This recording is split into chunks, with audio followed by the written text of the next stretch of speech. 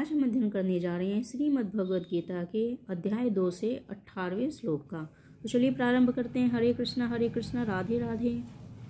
अंतवंत इमे देहा नित्यस्योक्ता शरीरिणः अनाशिनो अप्रमेयस्य तस्माद्युध्यवस भारतः।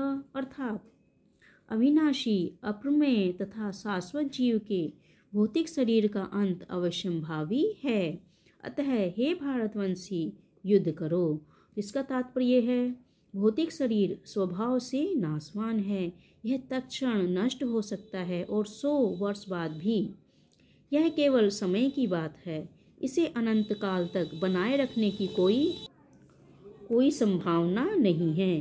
किंतु आत्मा इतना सूक्ष्म है कि इसे शत्रु देख भी नहीं सकता, मारना तो दूर रहा।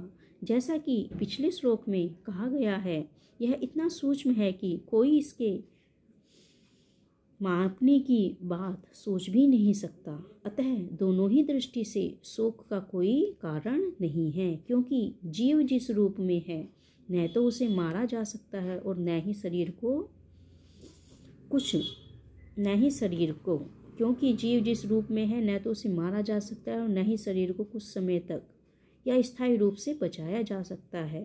पूर्ण आत्मा के सूक्ष्म कण अपने कर्म के अनुसार ही यह शरीर धारण करते हैं। अतः धार्मिक नियमों का पालन करना चाहिए। वेदांत सूत्र में जीव को प्रकाश बताया गया है, क्योंकि वह परम प्रकाश का अंश है। जिस प्रकार सूर्य का प्रकाश सारे ब्रह्मांड का पोषण करता है, उसी प्रकार आत्मा के प्रकाश से इस भौतिक देह का पोषण होता है।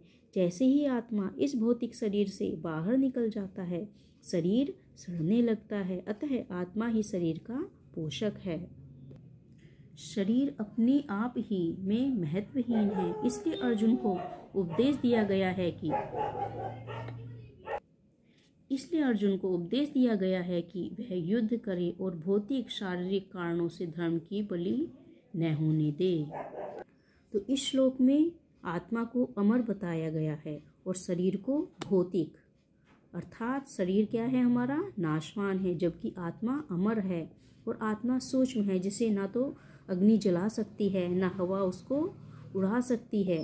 तो इस प्रकार से आत्मा क्या है? आत्मा ही सर्वस्व है। तो आत्मा शरीर धारण करती है। आत्मा यदि शरीर में है तब तक आपका शरीर जीवित है। यदि आत्मा एक बार निकल गई तो आपका शरीर मृत प्राय है। तो इसलिए हमें क्या करना चाहिए? अपनी भौतिक शरीर का ज़्यादा ध्यान नहीं देना चाहिए, बल्कि आत्मा का ध्यान देना चाहिए। आशा करती हूँ श्लोक आपको पसंद आया होगा। यदि पसंद आया तो चैनल को सब्सक्राइब करें, लाइक और शेयर करें।